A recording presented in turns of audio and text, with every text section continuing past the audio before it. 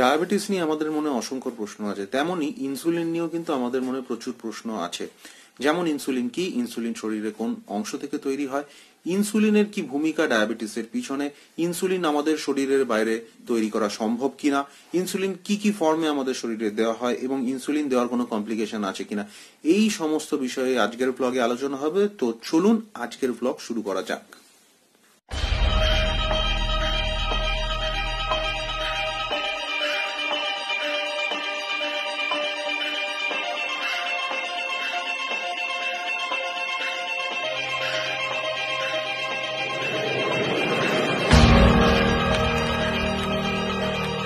Hello viewers, you are watching doctor on YouTube, myself doctor Joydev. আর আজকের blog হচ্ছে blog 49, অর্থাৎ নেক্সট ব্লগ কিন্তু আমাদের হবে ব্লগ 50। আমার এই চ্যানেলে আমি সবসময় চেষ্টা করি আপনাদের স্বাস্থ্য সংক্রান্ত বিভিন্ন সমস্যার কথা অতি সহজে এক্সপ্লেন করার। আজকের বিষয় হলো ইনসুলিন। আজকের ভিডিওতে কিন্তু ইনসুলিন নিয়ে ডিটেলস আলোচনা করে নেওয়া হবে। তো প্রথমেই আসা যাক ইনসুলিন কি। ইনসুলিন হলো আমাদের শরীরের একটি খুবই গুরুত্বপূর্ণ একটি হরমোন। এই হরমোনটি আমাদের শরীরে অবস্থিত অগ্ন্যাশয় নামক গ্রন্থির ভিতরে অবস্থিত আইলেটস অফ ল্যাঙ্গারহ্যান্স, সেই একটি বিভিন্ন রকম সেলের একটি কম্বিনেশন হয়, তাকে বলা হয় আইলেটস অফ ল্যাঙ্গারহ্যান্স। এই আইলেটস অফ ল্যাঙ্গারহ্যান্স এর মধ্যে অবস্থিত বিটা সেল থেকে উৎপন্ন হয়। এই ইনসুলিনের কাজ হলো আমাদের রক্তে শর্করার লেভেলকে নিয়ন্ত্রণ করা, অর্থাৎ আমাদের রক্তে যখন শর্করার পরিমাণ বেড়ে যায় তখন ইনসুলিন সিক্রিশন বেড়ে যায়। তার ফলে এই থেকে অতিরিক্ত শর্করা আমাদের শরীরে বিভিন্ন রকম কোষে, যেমন হচ্ছে ফ্যাট সেল, মাসল, এবং লিভার, এই সব জায়গায় কিন্তু গিয়ে এই অতিরিক্ত শর্করা ডিপোজিটেড হয়। তার ফলে আমাদের রক্তে একটা নির্দিষ্ট পরিমাণ শর্করা মেনটেন্ড হয়। যখন আমাদের শরীরে কোনো কারণে রক্তে শর্করার পরিমাণ কমে যায় তখন কিন্তু ইনসুলিনের সিক্রিশনও কমে যায়। তার ফলে কি হয় যে এই বিভিন্ন সেল থেকে কিন্তু শর্করা এসে রক্তে শর্করার লেভেলটাকে মেনটেন করে। তো এই হলো ইনসুলিন। ইনসুলিনের ঠিক অপোজিট ফাংশন যে হরমোনটি, তাকে বলা হয় গ্লুকাগন। গ্লুকাগনও কিন্তু এই আইলেটস অফ ল্যাঙ্গারহ্যান্স থেকেই কিন্তু সিক্রিশন হয়। এই গ্লুকাগনের কাজ ঠিক ইনসুলিনের অপোজিট, অর্থাৎ ইনসুলিন যেমন রক্তের থেকে শর্করা বা সুগারকে আমাদের শরীরে বিভিন্ন কোষে নিয়ে গিয়ে সঞ্চয় করে, গ্লুকাগনের কাজ হচ্ছে বিভিন্ন কোষ থেকে শর্করাকে নিয়ে এসে রক্তে শর্করার লেভেল বাড়ানো।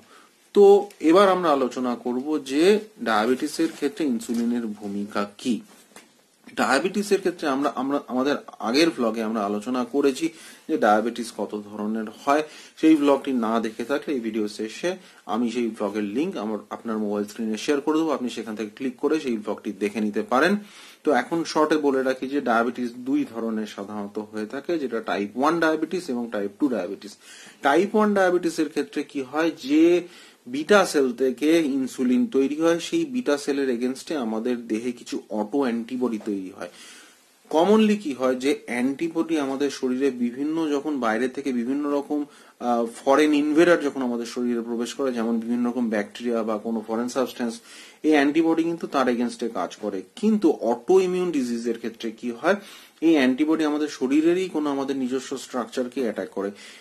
টাইপ 1 ডায়াবেটিসের ক্ষেত্রে যেটা হয় যে ইনসুলিন উৎপন্নকারী যে বিটা সেল, সেই সেলকেই কিন্তু আমাদের অটো অ্যান্টিবডি অ্যাটাক করে ধ্বংস করে। তার ফলে কি হয়, সেক্ষেত্রে ইনসুলিন কম উৎপন্ন হয় এবং এই কন্ডিশনটি হলো টাইপ 1 ডায়াবেটিস।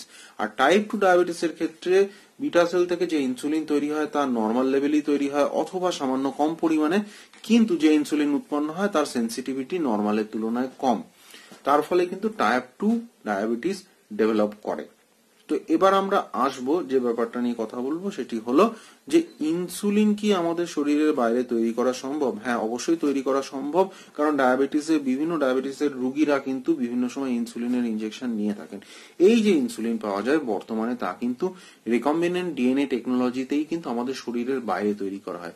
সেক্ষেত্রে কি করা হয় যে কিছু স্পেসিফিক ব্যাকটেরিয়ার যে জিনোম থাকে তার মধ্যে ইনসুলিনের যে জিন সেটাকে ইনকর্পোরেট করা হয় এবং তার ফলে সেই ব্যাকটেরিয়া যখন গ্রো করে সেই ক্ষেত্রে কিন্তু কৃত্রিমভাবে ইনসুলিন তৈরি হয় এবং সেই ইনসুলিনকে পিউরিফাই করার ফলে যে আমরা যে ইনসুলিনটি পাই সেটি কিন্তু মানব শরীরে বিভিন্ন ক্ষেত্রে, অর্থাৎ বিভিন্ন ডায়াবেটিসের ক্ষেত্রে কিন্তু সেই ইনসুলিনটি আমাদের শরীরে ইউজ করা হয়।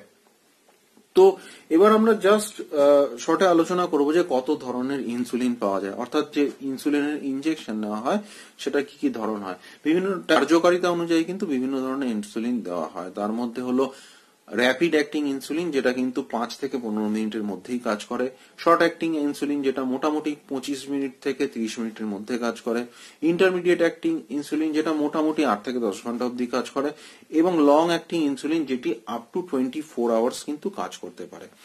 এই ইনসুলিন আমাদের শরীরে যে ইনজেকশনের মাধ্যমে দেওয়া হয় তাকে কিন্তু সাধারণত বলা হয় ইনসুলিন পেন বা ইনসুলিন পাম্প বলা হয়। এই ইনজেকশন কিন্তু শরীরের বিভিন্ন জায়গায়, থাইয়ে, পেটে, বাটাকে, এইসব জায়গায় কিন্তু এই ইনজেকশন দেওয়া হয়। এবং এই ইনসুলিন নেওয়ার ফলে যে কমপ্লিকেশন গুলো হয় তার মধ্যে যে ব্যাপারটি সব থেকে ইম্পর্টেন্ট, যে ব্যাপারটি এখন আমি একটু শেয়ার করতে চাই, সেটা হলো হাইপোগ্লাইসিমিয়া। হাইপোগ্লাইসিমিয়া কন্ডিশনটি হলো তখনই যখন আমাদের রক্তে শর্করার লেভেল বেশ নিচু হয়ে যায়, বেশ ফল করে। তার ফলে কি হয়, বিভিন্ন রকম সমস্যা হয়, যেমন দুর্বলতা অনুভব করে ব্যক্তি, তার সাথে তার কথা বলতে অসুবিধা হতে পারে, স্লারিং অফ স্পিচ হতে পারে, অর্থাৎ কথা জড়িয়ে যেতে পারে, আনকনসিয়াসনেস হতে পারে, তার ঘাম সোয়েটিং হতে পারে। তো এইরকম তার সাথে তার মাথা ঘুরতে পারে, এইরকম বিভিন্ন সমস্যা কিন্তু ডেভেলপ করতে পারে। এগুলো কিন্তু হাইপোগ্লাইসিমিয়ার ফিচার।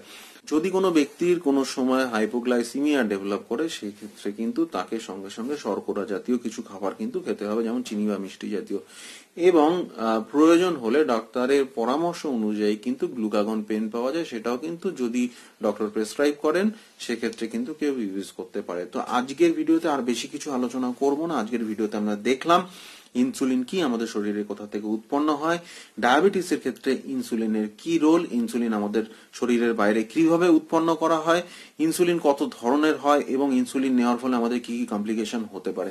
তো আজকের ভিডিওতে এটুকুই থাক। পরবর্তী ভিডিওতে অন্য কোনো বিষয়ে আলোচনা করব। আর আমাদের পরবর্তী ব্লগ কিন্তু ব্লগ 50, এটা একটা স্পেশাল ব্লগ হবে।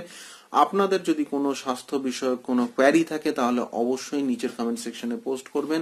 আমি চেষ্টা করব আমাদের পরবর্তী ব্লগে আপনার সমস্যা নিয়ে আলোচনা করা। Till then, take care and stay fit, be healthy. Thank you.